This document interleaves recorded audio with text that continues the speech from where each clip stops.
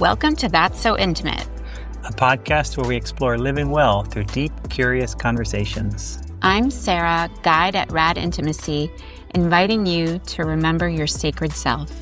I'm Bryan, a guide at Sadhana Yoga School, where we share wisdom for life.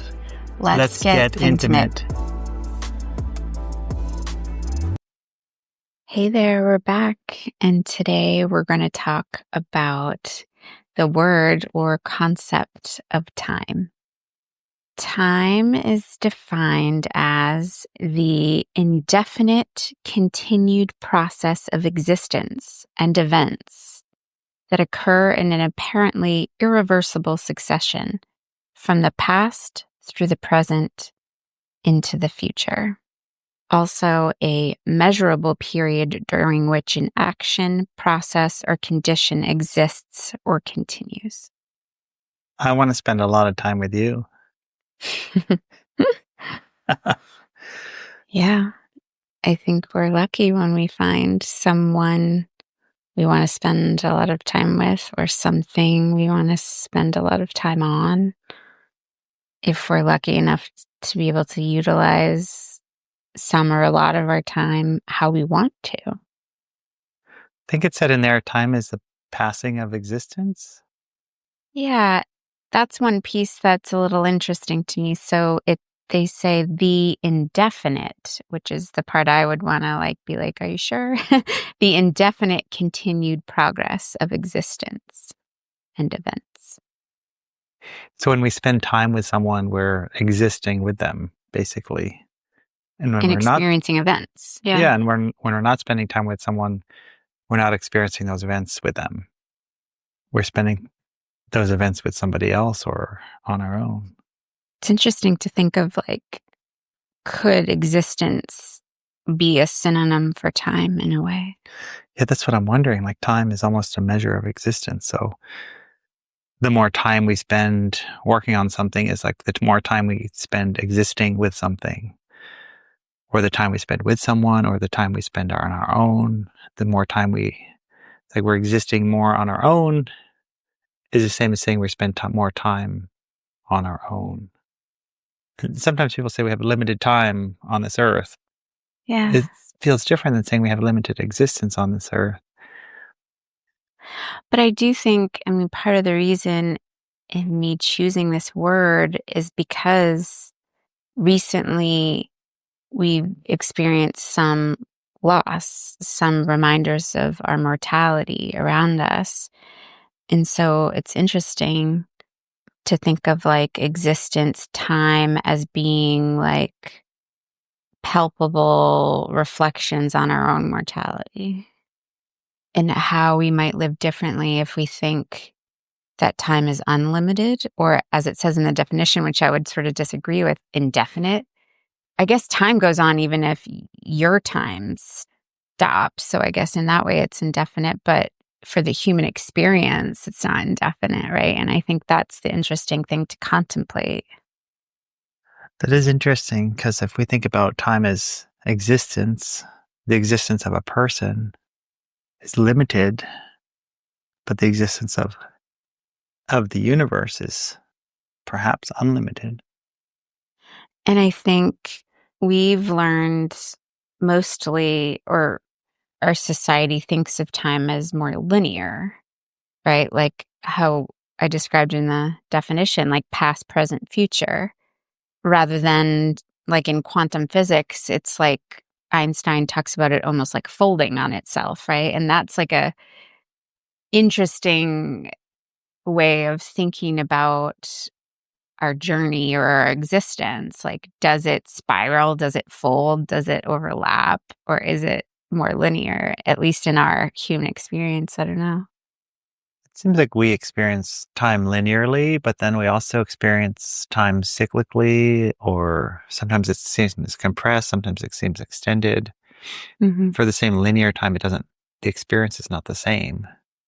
When you're doing something, you might have a long day. So that's a space when we're not experiencing it linearly. Or we might be totally engrossed in something and time passes so quickly. Kind of what you're saying is essentially what Einstein's theory of relativity shows it's like time bends or like dilates, slows down, speeds up. But for his theory, it's like based on speed and gravity rather than I think maybe what you're saying is like our personal perception of it can slow down and speed up, but like maybe Yeah. that's just more of the same, or I don't know. Yeah. Is it really different? Like in our experience, right? Like we can say a day is a day, but not every day feels the same. And to each individual, is it really like that time is relative to the observer, the individual, right? Like, Yeah. So as we get older, they say the days go by quicker. right. It's interesting that maybe even though time is universal, maybe it's not in terms of the experience of it, right? Or like I think about my dog is here with us and you know how they talk about like I don't know why we like to calculate it as similar to our own age, but we do like the like multiply the dog's years lived by 7 to like get the sense of like how old they'd be in human years, right? Like we want to understand it differently. Not that we're trying to speed up their time. It's just interesting. I guess that's more aging, which is also time, right? Or apparently the name time isn't meant to be in close reference to the word tide, like the rhythms and cycles of nature. And that's a pretty universal way of seeing time, like, you know, ancient ways like nature cycles, the cosmos, the stars, the moon, right? Like that way to elapse time and track time. So there's certain cycles in the passing of existence, Hmm. like the moon or the day. And we seem to be really fascinated with it. Otherwise, why would we create so much structure around it?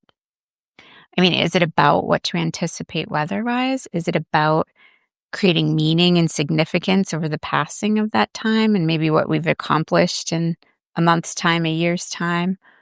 I don't know, but like clearly our humanity has been very focused on it, right? We have sundials, we have like lots of ways to like track these things, ancient ways. I'm thinking a lot of it comes into practical productivity things, like maybe to know when to plant and when Mm-hmm. to harvest. Maybe that's an older time. In modern time, I remember reading about when they had standardized time. And so everyone was on the same time, basically with different time zones. That really helped out with the train schedules in the US. So then you knew the train was getting you there at a certain time. Otherwise, Mm-hmm. it was unpredictable. So everyone was on the standard time, the same time because of the trains. And then that helped with the transportation, which helped with the productivity. And before that, I guess it would have been like, let's meet at sundown at this bend of the river, or like, you know what I mean? Right? Like, Yeah, I don't or know. each community I think would have their own time, and then the Oh, people you would yeah. interact with would all know that, but the next community would have maybe a different time, and it didn't really matter because Hmm. but when the trains connected the communities, and like the time needed to be the same because all of a sudden so many more people were interacting, and even if it was just through the trains, but it helped with productivity. And then we think about that now too, like scheduling our time, being more productive, and almost the most enjoyable days, the more relaxing days are the ones where we forget about time Right? and we're not, Time flies when you're having fun. yeah, or I don't have anything where to be today, so I can just go with my own rhythm. And maybe I want to get up early, maybe I want to sleep in, maybe I want to go for a walk, maybe I want to clean the house, maybe, it's like we can just kind of flow with our own time rather than being on a schedule. I experience like when I like anything that's scheduled, there's a little bit of stress related to that. So I think about if let's say I'm going somewhere for a walk and I'm just going on my own, there's no set time I have to be there. So I might think I'm going to start at 1, but if I end up getting there early or I just start, if I end up being there at 1:15, it doesn't matter because it's just me. Mm. But if I'm bound to the time, like if I'm meeting with a friend, and then I'm a little late, I'm like a little stressed about that. Or if I'm early, I'm like, oh, well, I didn't plan right, wasting that time. Yeah. You said wasting time, and I think time and health are some of our like highest valued commodities. Like, right? So you can save time, spend time, waste time, lose time, quote unquote, buy time. You can't really, but like in some ways, right? If you have currency, you can get back some time in a way to do maybe more things you like. And I would say time and health, no matter what culture you're in, is pretty universal currency, right? Well, if we don't have our health, Then you don't other have time. things seem less important, right? Hmm. Health, we take it for granted when we have it, but really value it when we don't. And when people are going through health crises, how much more focused we are on how much time we might have left. Like if you get a diagnosis, right? Like you want to know, how much expected time can I have, right? And I think that's the really scary, beautiful thing about time or our existence is that when we come into this world, we have literally no idea what our time frame is. Could be days, could be 100 years. We don't know. And maybe that's why we create quite a lot of structure around time or meaning associated with time, like celebrating birthdays or anniversaries or things, because, like, I don't know, is time fleeting or like, yeah.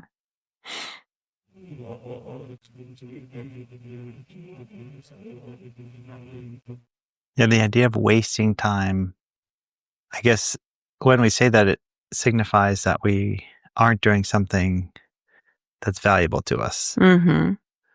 It's like we have a limited time and this is not that valuable what I'm doing. Or maybe we're judging ourselves on being lost in an activity that maybe we actually do enjoy, but we're feeling guilty that we should be doing other things on our to-do list or something. So we're like, oh man, I wasted too much time on my art today. Maybe you Hmm. wouldn't use waste. Maybe you spent too much time there.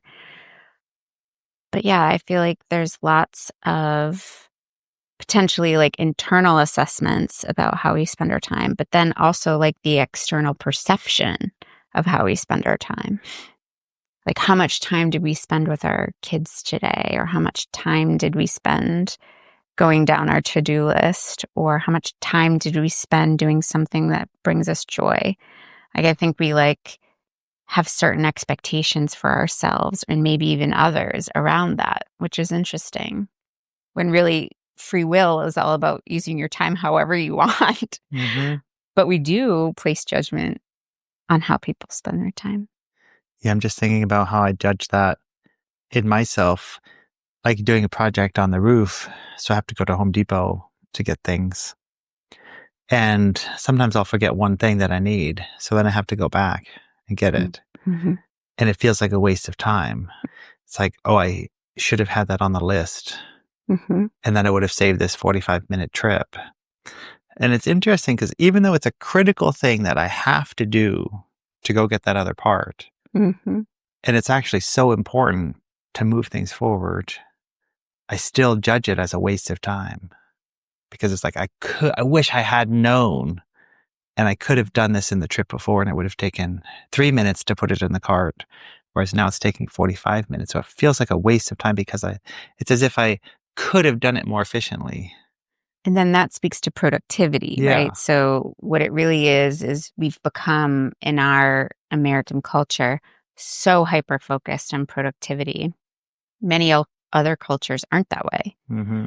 right? So instead of saying, oh, I get to get in the car, see how the leaves have changed, take a little breather, enjoy the ride. I don't know, whatever we kind of go, oh, but Hmm. coulda, woulda, shoulda done it this way instead.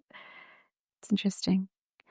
I mean, I wonder if we're built that way a little bit for survival, like maybe if this was a more critical thing that like you didn't harvest this food that you needed before the frost came, and then it meant that you could like suffer or starve or something more serious, then like productivity does play a more vital role.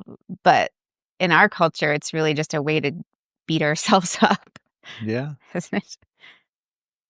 I experience time. Sometimes it seems like the days are so long and there's plenty of time for everything. Hmm.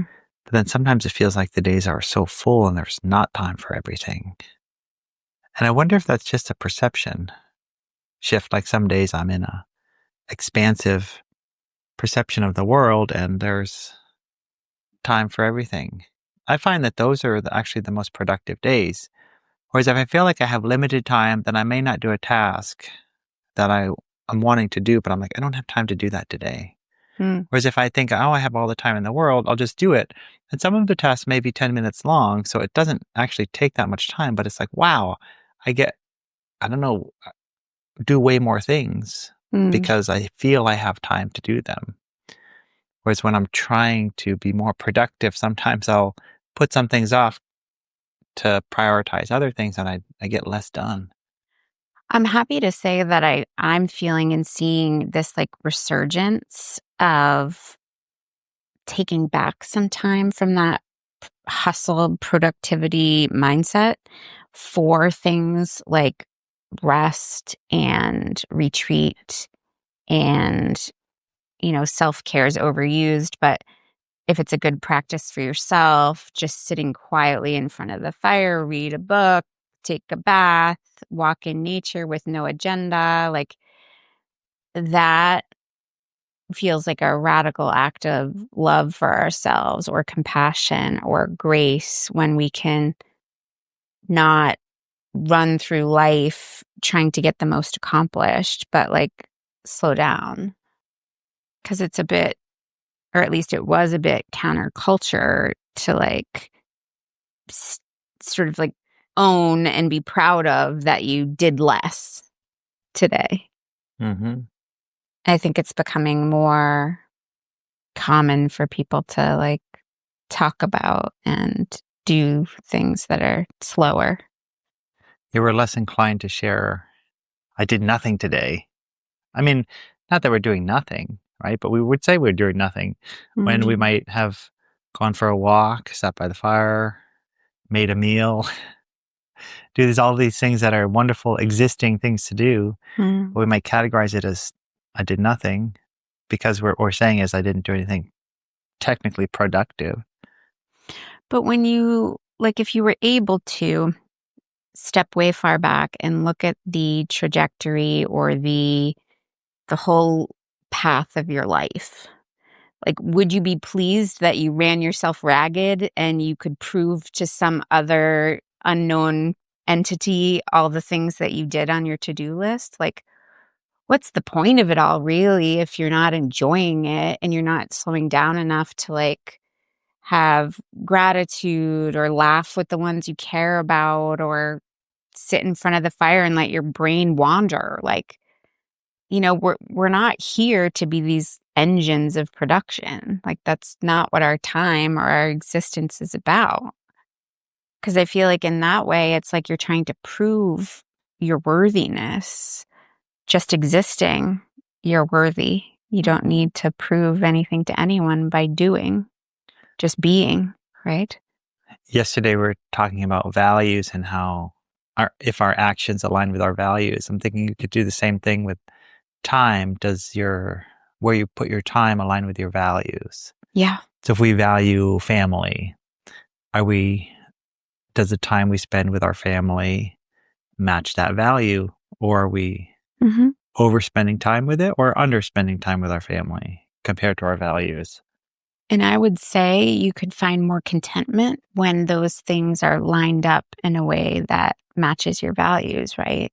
If you're able to say, oh, I spent so many hours a week doing family related things, or so many hours a week doing, fill in the blank, that is the right recipe for each individual. Hmm.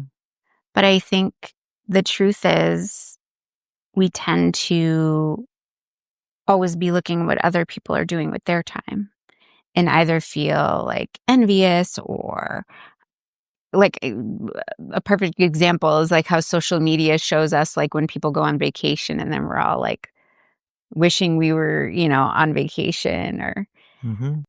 rather than finding the right balance of contentment with our time. That's just for us, really, right? I don't mean that our time is just for us, that we don't spend it with other people. I mean that like each individual has their own unique mix that works for them. It has nothing to do with what everybody else is doing. So apparently there's a name for this productivity type time called chronocratic age that philosopher Byung-Chul Han coined, where like we've been talking about our worth is measured in output per hour. So it's like that sacred rhythm of time being replaced by this like anxious, fast paced of doing, right? And that's fueled by like economics and, capitalism and all that sort of stuff. And then on the other side of the coin, you have Buddha saying, the trouble is you think you have time So if we think we have endless time, maybe we don't prioritize or value it. and value and spend that time on the most valuable things because we think, oh, we can do it later. We have endless time. Yeah, yeah. But on the other side, if we think we have limited time, then there might be a rush to fit in everything that we want to. Yeah, that view that like time is priceless is an interesting lens that like on the day to day, we might not have that idea. But then, this past weekend we went to a funeral and you're kind of reminded Mm-hmm. that time is priceless in this case, and that like your health is priceless, like those types of commodities we were talking about before. And so time is sacred is also just like not only priceless but sacred is interesting. Well, if time is related to existence, maybe you think that existence is sacred. So then time is Which sacred. just means life in general is sacred, right? Yeah. Yeah, yeah. And so if life is sacred and we're all mortal, as in we all die and we don't know when, how many people can sit with those ideas and reprioritize their lives in meaningful ways without letting the fear of our own mortality sort of get in the way of building the life we want, if that makes sense? I think there's a lot we do in our life to avoid the idea that we will die. And I think in some ways, embracing mortality in a finite amount of time that we have as a way to reprioritize or view your time as sacred. It's tricky because seeing that we have a limited life, it both encourages us to prioritize and spend time in more meaningful ways, but then also creates this stress and almost loss before it happens of a limited time. Hmm. Like this might be the last time I do something. But would you do it with more reverence or would you appreciate? Well, I think it could be both. I think it could be more appreciation, but then also kind of this time stress of I got to fit in all the things that I want to do because, Mhm. whereas if we're kind of innocent and thinking that we have unlimited time, then maybe we can be more in the moment and we don't have that stress of time. But what if But then it's there's a not? loss of prioritization. So it's like, But what if it's not the things you want to do and just the mark that you want to leave? Meaning, like, do the people that you love know it? And will people speak well of you when your time is done? Like, maybe it's less about the doing and more about the how you make people feel, mm-hmm. which means you did something. But you know what I mean? The less productivity type doing, more meaningful type. I'm just thinking if even if we're just thinking about the connections that we have with people or how they'll remember us or spending more time with them, if we have a limited time, at least for me, it's like creates a little bit of stress to try to fit it all in, all those people in. Whereas if I'm maybe ignorant of the limited time that I have, I don't have Mm. that stress. Because it's like, oh, I have all the time in the world. Yeah, but this isn't a new concept, right? So like in Sanskrit, kala means both time and death. So the idea that the two could be one is not something I'm trying to create stress for you about, right? I think it feels, at least to some cultures, is like a truth that Mm-hmm. it's interwoven. Our Mm-hmm. existence and our mortality are this one and the same thing. Mm-hmm. But I guess the question is, can you sit with that without it creating anxiety? Because I see you going, if I focus too much that there's a time limit, I'm going to stress out. Mm-hmm. And then I guess I would say, it sounds like then that's like work that many of us need to do to be able to sit with the both and of that truth Mm-hmm. and be able to like find peace in it rather than stress in it. It really comes to being in the moment and just living each moment fully. So maybe there are some prioritizations in the moments we get to spend or who we spend it with, but then there's also an acceptance of what we are doing. Mm-hmm. Like how you live Yeah. rather than what you do each day or with each hour, right? Like this theme. And which then again, I guess speaks to values, right? Like the how you live is about like, what are your values? The how you exist versus the how long you exist. It's interesting. And it's interesting to think, would you be living life this next year differently if you knew you only had 1 year to live versus your life expectancy of whatever, Hmm. 40 more years, 50 more years? Mm-hmm. Do you think you'd live differently? Absolutely. What Yeah. would you do different? I mean, I already love on my kids super hard. I just asked my younger daughter the other day, I was like, do I tell you I love you too much? She goes, absolutely. I was like, okay, good, I think. I don't know. So that would just stay the same, I guess. I think I would just drop a lot of the day-to-day stuff in favor of traveling the world and seeing and experiencing new things with the people that matter most, assuming I can take them on the road with me.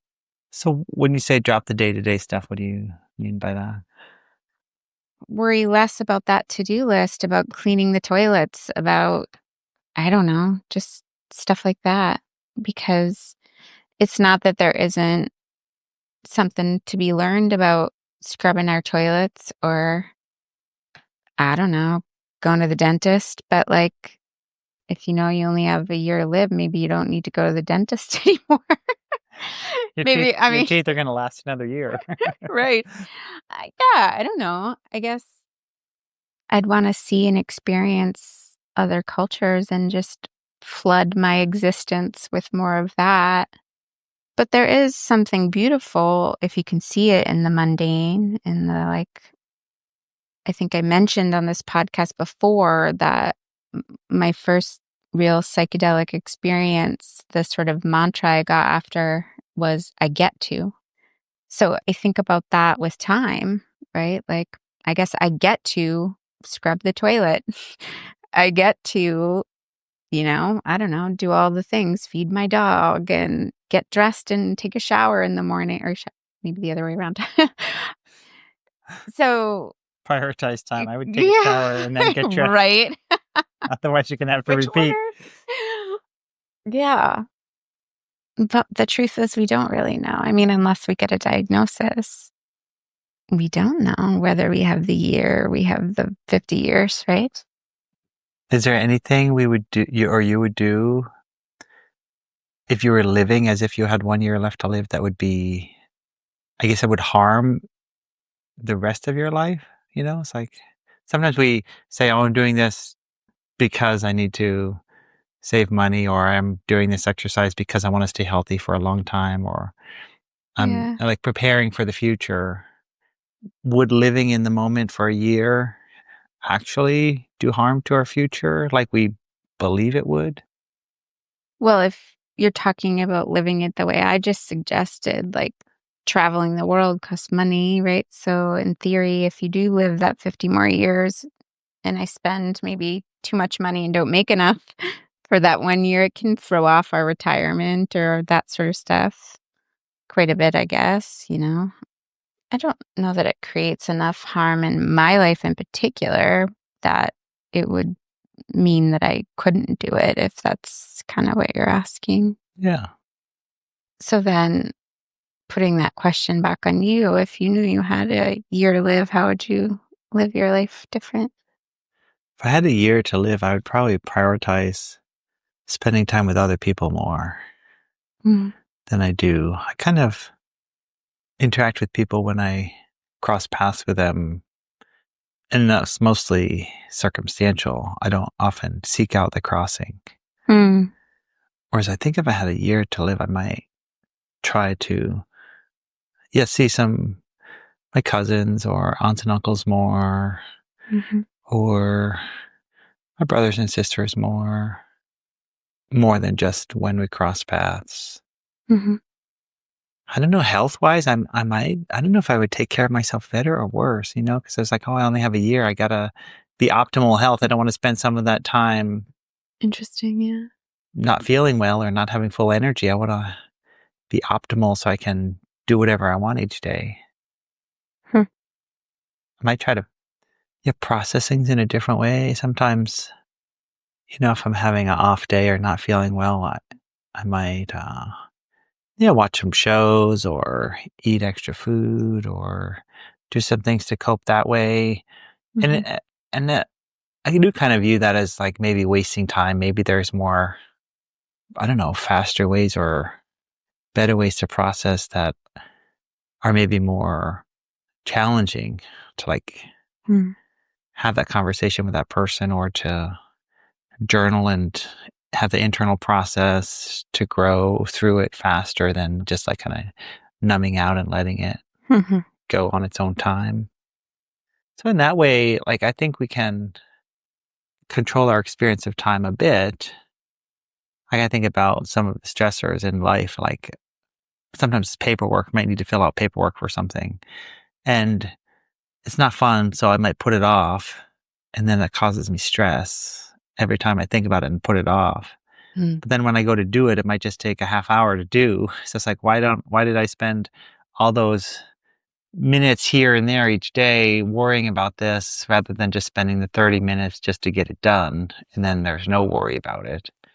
So if I had a year left, I might just do more of those things and just like push through and get to the other side of things more faster. hmm. What makes you wanna, like, ruminate and hold on? I mean, I think everybody does that with certain things or just I don't know, is it that the list is too long, or is it that some sort of fear is getting in the way or dislike about whatever the thing is? Like, I don't know. Well, the things that are like on the list that I like to do, I just do. But the things that are on the list that I don't really like to do or that are hard to do or that Mhm. it might be emotionally hard to do or I'll put those off. Yeah, And it's interesting to think, would I do more of those or would I put them off more if I only had a year to live? because it depends on what it is. If it's having a difficult conversation with somebody you care about, maybe it's worth Hmm. Just getting it done. yeah, right? And hmm, would you mark each day differently? I was thinking about, like I mean, I love ritual or ceremony or meaningful marking of time or events, celebrations or grieving or any of it, right? Like to enrich our lives and give it meaning, but like regardless of how much time you have. But if you have a year, I was thinking, like, I wonder if I'd want to see every sunrise Hmm. or, just some sort of ritualistic thing when it's, or every night make a fire and eat in front of it, eat dinner or whatever it is, but I'm just curious if you'd have something that you'd want to do like that. Nothing specific like that pops in my head, but I think in general I would lean that direction towards valuing each breakfast more or each interaction with people more. I like the lens of thinking about time as attention also. So certainly if I had a year left, I would probably I say this, maybe it wouldn't actually happen, but I would get off all social media and not do those time things that don't necessarily feel enriching, focusing more on where my attention is going and do I want it to go there or can I refocus it on something that's more meaningful or more aligned with my values or more joyful or more whatever. I think we spend a lot of time focusing on things that don't, I don't know, behoove us or just don't help our internal state or I think about in college, one of the professors, he said, I forget it was some law that any task will take as much time as we have. So is in the context of a paper of if we have 5 days, it'll take 5 days if that's the deadline. yeah, And if the deadline's in 5 hours, it'll take 5 hours and we'll get it done in 5 hours. interesting. And then matching that with, so the idea is that we just fill our time with, we just fill our time. If there's a void of time, we'll fill it. Hmm. Comparing that to shifted my life in the last few weeks, started working more, doing handyman projects. So a lot of the time that I did have, more kind of open time, is now spent working. So then that compresses the unscheduled time that I have to a lot less time. Mm. So then it's kind of like the prioritization of that time. It's a little clearer what I prioritize and what I don't because I have less time. So it's interesting. I haven't been spending as much time cooking. The cleaning is certain areas, but some edges aren't, I haven't made the priority of cleaning. Mhm. Spending time with people has shifted, kind of maybe in that I experience valuing the time that I do have with others more than thinking I have more time with them. Just like shit, like having almost an outside force shake everything up. And then Mm. I get to observe, okay, what do I really spend time on when I have less time? I've spent way less on the computer, way less on the phone in terms of, yeah, like thinking about spending time on social media. I haven't been. Well, what's the saying? Time is money. Time is money. Again, that's that consumer focused, productivity type mindset. But it's interesting to think that's an exchange that we make that's sometimes intentional and sometimes not. Mm-hmm. So I think about that in our world when if we just lived more simply, if we just had less, we would have to do less of that exchange. We would have to sacrifice less of our time to have the money that we need to pay for the house, pay for the car, pay for the food, whatever it is. If we were able to pare down what costs us money or what we think that we really need, be really honest about that. Because if one of our top commodities in our lifetime is time, in my mind, or based on my values, it seems silly to give away a majority of our time for money unless that is a requirement for our kind of like contented existence. Does that make sense? Yeah, I see that totally. If we can be, if we can create, I mean, I think of it like a simple life, like, or let's say, I don't know what the word is if it's not simple, humble life, or just like living with Modest. modest. Yeah. Live well below your And means is like yeah, just a smart way to and be. you can eat great food, but you don't need to go to the fancy restaurant. It's like just like enjoy great food at home. Mm, And in some ways, it's maybe better quality, or drive a modest car that gets you everywhere you need to go, mhm, but it's not as fancy.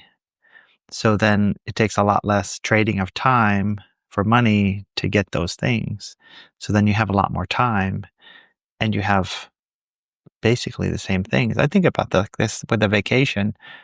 So last summer, I did a couple different vacations, but I'm going to compare two. One is just camping on a lake, mm, which costs basically nothing for a vacation, like $30 a night or something. mhm. So you can go for 4 nights for $120 plus food, which you need anyways, right? You make your food, so you're just going to the grocery store. Assuming And you have all the gear already or yeah, you could borrow yeah, it or and like, then yeah. so it's like $120, plus food, plus a couple other little things, but it's very little to what Mhm, is for me a very enjoyable vacation, in that I get to spend time outside with people that I like. mhm, Compare that to the beach vacation at a very fancy beach house, which is awesome, but it's quite expensive. mhm, And you get to spend time at the beach with people that I care about. For me, they're surprisingly similar experiences, but in terms of the trading of time or money for those experiences, mhm. they're on totally different levels, right? Yeah. So to your point, like thinking about, is it worth working these weeks to get that week vacation at the beach versus working this day to get that vacation Mhm. at going camping? Yeah. And we make all kinds of trades like that. Some of them really mindfully and some of them just not. But I think being curious about where your time and money goes and maybe aligning it more with your values and just, yeah, that remembering of our existence being finite helps us recalibrate where we want to put that, you know, put that time, put that money. And I think in the end, we're all going to have different values and we would all prioritize life differently. And that's the wonderful thing about life, and having a variety of people in our lives or in the world, is everyone is different and unique. But I think it is important.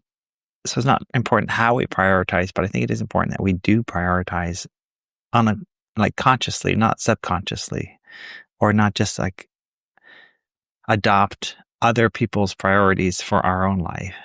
Like, what do we want to spend our time doing? Not what do other people want us spending our time doing.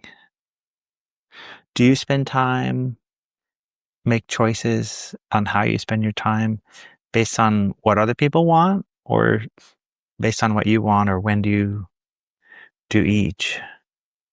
I think that's the beautiful thing about the gift of aging, sort of mindfully, is that I've grown into my values around this a lot over the decades. I think in my 20s, I just did what I thought I was supposed to do, right? I spent the money on college. I got the fancy job. I like sort of did as I was told by society, right? So that I could like quote unquote succeed. And I spent a lot of time doing work that I didn't really love or just all kinds of, right? Less time, more money. And I guess throughout life, I've been privileged that I can make choices to live more simply or make l- like there's plenty of people in our world who must spend a majority of their day requiring money by working just to live, just to eat. And when you're able to have more than that, then you get to make those choices. So now I think I look at money and time a lot differently. I think for me, it really shifted when my mom died. And so that's why I keep focusing on how our mortality can really speak to how we want to spend time, because that was the truth of my experience. So how did your time shift after that? Like how you spend your time?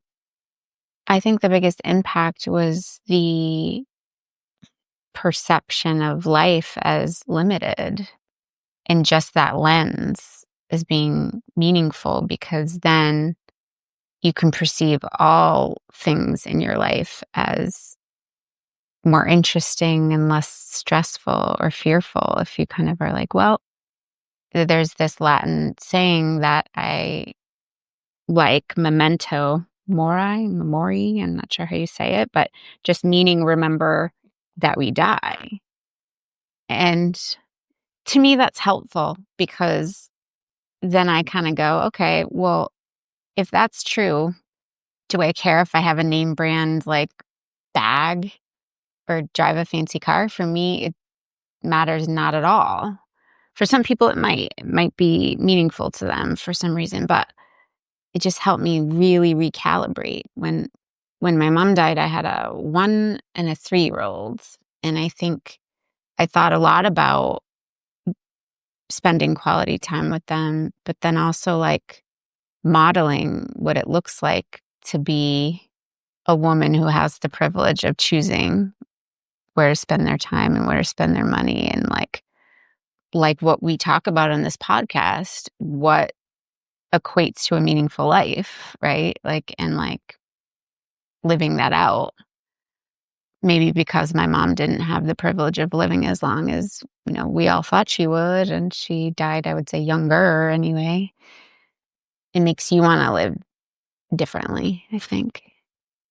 And I think we spend a lot of time on relationships, so it made me think, like, how often and with whom do I want to spend time? Or when I spend time with this person, how do I feel after? And that's a good marker for me on whether I want to spend more time there with that person. Because I think who you surround yourself with can change the quality of the time that you spend and how it feels. I'm trying to think about which one is like a fuller path, or I don't know, almost like a better path. So thinking about being ignorant that we're going to die and just living in that reality. And then we make certain choices and prioritize certain things, versus living in the reality that we're going to die and making choices under that scenario. Two different scenarios in our experience, and then our choices are going to be different. I'm wondering which one, is there one that is like preferred? Hmm. Because presumably under both scenarios, we're making the best decision and prioritizing thing under that current mindset. Mm-hmm. There are certain things, and maybe it's an individual choice based on just how you know that you work, best. So for me, I know I tend to be ignorant of like some of the day-to-day news, just because I know my nervous system can't handle it, and it just makes my time during the day harder, because I sit with all the sadness and grief that comes along with being very aware of of all the negative things that are on the news that are going on. But it's easier for me to sit with the grief and the sadness that maybe, if I'm hyper aware even of my own mortality and the mortality of those around me. To me, it's like a more zoomed out lens of how to appreciate things. Like, I can't watch the news and appreciate life, but I can look at mortality or our limited time and appreciate the time I do have right now with this person I care about, or with this thing that's meaningful to me. But for some people, that might be harder to sit with. or it might trigger so much fear or anxiety that operating in their day-to-day and enjoying that time might be more challenging. I think my perspective is that means that might be an interesting thing to like explore more, though, is if it incapacitates you to think about your own mortality or those around you. That's something to sit with, because we will lose many of the people we care about, or they'll lose us, right? It's just a fact of the world. It's whether you certainly don't have to think about it all the time, but like to not run away from it actively is also Hmm. interesting. It's almost like we get to choose which reality we live in. Mm-hmm. Finite time reality or unlimited time reality. Because it is true that we are going to die. Mm-hmm. But then it's also true that right now I don't know when I'm going to die. So I have basically unlimited, like I have this day. That's all, we all have the day. And they could say like, oh, I have unlimited days, because that's true too. Mm. So it's like, which reality do we want to focus on? And then what I'm hearing you say is like, maybe the reality that's finite allows you to prioritize and then grow and like gives you that fuel to do the things that are more important, even if they're hard for you. Whereas maybe somebody else is like, oh, I just want to enjoy the Mm. day, and I don't want to go into those hard things, and I just want to deal with today. So it makes me think, what is the point of our time? Of our time here on Earth, of our humanity, of our existence? Like, if we felt like we knew the point, then maybe we could understand whether we want to be aware of our mortality or not. Mm-hmm. I guess I'd argue, like, I feel like some of the point is to grow, to evolve, to learn, to experience. And maybe we would do less of that if we think we have 110 years of life, rather than if we think we have whatever it is. 1 year. Yeah, then we go, ooh, I really want to grow, experience to my ability, like not to the point of like pushing in a stressful way, but like of blooming, right? Of Mm-hmm. evolving in like the way we're meant to.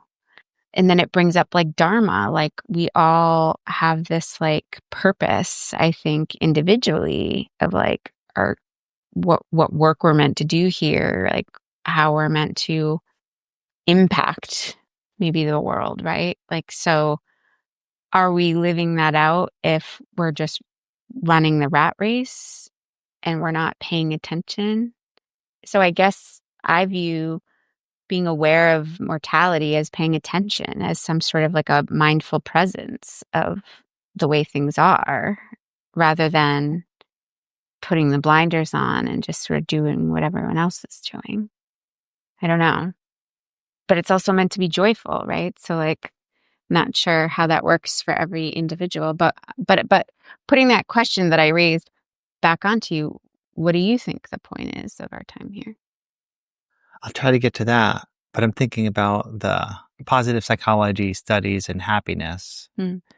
And the way I summarize it, like their definition of happiness is when we're doing something that's pleasurable and meaningful. So it's like combining those two Mm. creates happiness. Like if we're just doing something that's pleasurable, certainly it's enjoyable, but it might not have the same quality of like feeling happy.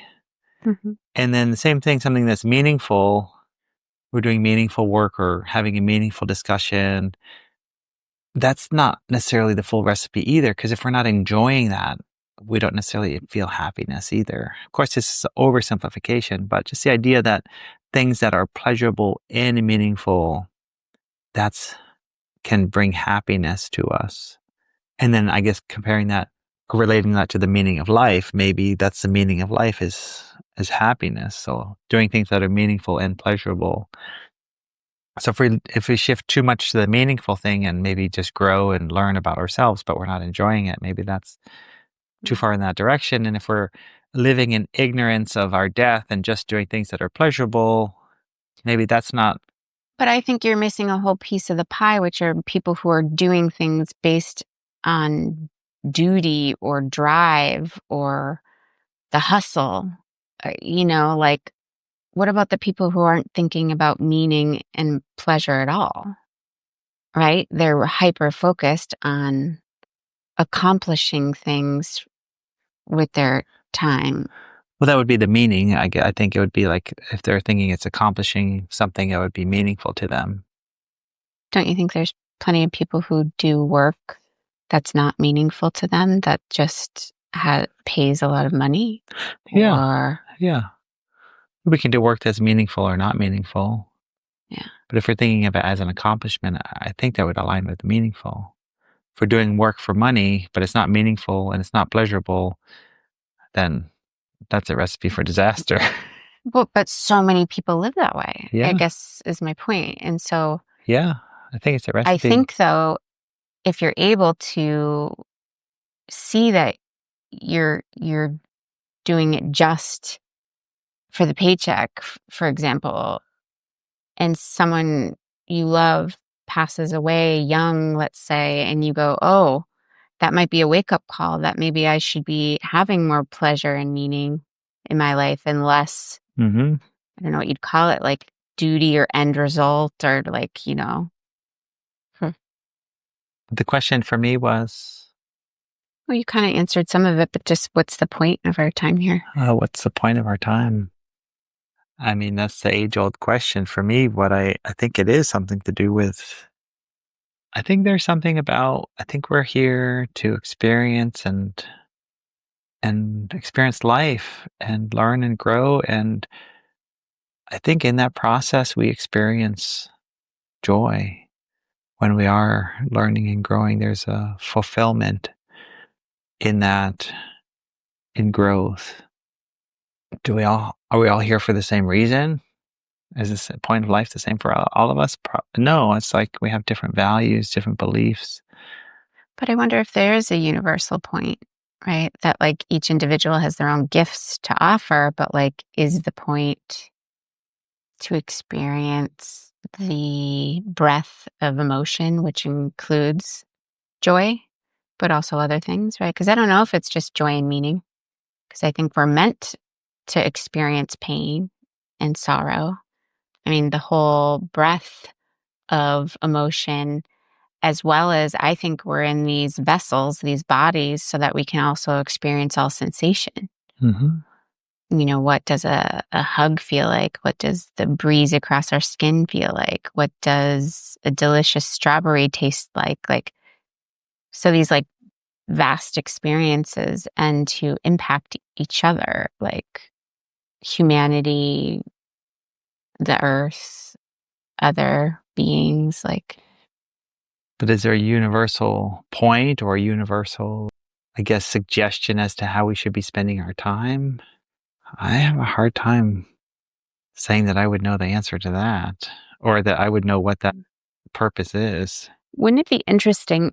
Like, yeah, I can't say that I would know, but wouldn't it be interesting if it was just as simple as experiencing a wide array of emotion and sensation? Yeah, I mean, is that the purpose? I don't know if there is a purpose really, but it's like, what purpose do we adopt? Then Yeah. that gives a lot of guidance as to how to live Hmm. and can allow us to, yeah, live in different ways. And why the amount of time, right? Like, that's also interesting and out of our control. Like, why do some people get hours, days, weeks on the planet and some people Mm. get 120 years? Like, very interesting. I mean, if we're zooming out to what's the divine purpose of each life, like from that perspective, everyone has the life that they're meant to live, Right. and it's all perfectly designed. So So there's, interesting, too, though, like how just in the last 100 or 200 years, how vastly the life expectancy of humans has changed because of modern medicine, right? Like Mhm. 30 or 40 years was like kind of more normal. A bunch of women died in childbirth and there was all these diseases, and making it much beyond 40 was, I don't know if rare is the right word, but like not common. Yeah, it was a lot more common to die at a young age. and Yeah. just have less time to experience, Hmm. and certainly more exposure to death around you. Yeah, so with that, like maybe life was less certain and more exposure to death. Did they naturally prioritize things more because that was more part of their life? Whereas now we're kind of like, oh, even if I do get really sick, I can still get a few extra years because our medical system is such that Mm. it's like I'll get a warning and then I'll have a couple more years or But we're not as exposed to mortality, which it sounds good. It sounds like less painful for us, like for our hearts, right? Like yeah, the people we love can stick around longer, but also it means that we might be more afraid of it because we don't see it as much. Does that, you know what I mean? Like, might be more afraid of it and also more ignorant of it. So it might not guide our priorities because we're kind of talking like, oh, if we really recognize our mortality or the limitedness of our life, we might prioritize it differently mhm. than if we don't. I wonder if there's been a shift in that, with that life expectancy as that increases, is there a less prioritization of our how we spend our time? Mhm. Marcus Aurelius says you could leave life right now. Let that determine what you do and say and think. Yeah, so it makes me think about, sometimes people regret the last words they said to someone, Ooh, or they regret not saying some words that they wanted to say. yes. So then why do we treat people differently if today's our last day versus if we have tomorrow? Yeah. Act as if. I guess that's basically what I mean, have been the lessons of death around me, is like act as if this might be the last time you see them. Give them that Mhm. extra hug, tell them how you feel, try to treat them with compassion, like try to laugh or whatever it is, right? Like, because you don't know. Mhm. I guess I want to end, and I'm curious if you would want to share. I think so much of the passing of time for us as sentimental beings is thinking about how you like to celebrate or mourn or have some sort of ceremony or ritual around time. I'm wondering if you have like a favorite one you'd want to share that like you do in your family or that feels good to you or Well, I guess like holidays, Thanksgiving's coming up, spending Thanksgiving with family. I guess that's a celebration of passing of time or Mhm. a coming together. Now that winter's coming and it's like shorter days, I like that space between, the sun is set and it's dark, but I'm not going to bed. I mean, it might be like 4 or 5 or 6 hours of darkness. Like if it gets dark at 4:30 before I go to bed, that time, I really love that space in between and making a fire and just having that time inside where since the sun is down, I feel like I don't need to be productive, but I'm not going to bed. So can Kind of making the most of that just liminal just time make between. yeah, it's just like I Yeah, love that time. it is special. It feels quiet, like it's asking for some silence or some reflection or something. I like having yeah, some weekly things, something that I do every week helps to kind of like it's like a prioritization where like I've been going up to my parents to have dinner once a week. And since that's a weekly thing, we do it. And it's like something I really value. But if it wasn't scheduled and we weren't doing it weekly, I would probably forget about it. So like having this ritual of going up there weekly helps me to yeah, live out that priority or live out that value. Hmm. And then I think the same thing with like playing pickleball. I want to do that every week and not because I like doing that or yeah, getting outside in nature, doing that. It's like having a routine that I guess almost forces me to do the things that I like to do. Otherwise, I can kind of get pushed to the side. So it matches your values or what brings you joy. Yeah, like scheduling those things. Yep. And I mean, like not feeling it so much now, but the last few years, like socially, I'd have to each week do something social. And in the moment, I would be like, I'd rather just stay home. But then going out, listening to music or meeting up with some friends, doing that social thing helped feed me. Even though in the moment I would choose not to do it, overall, like having it as a routine supported my system and I would feel better. I think that about meeting up with friends.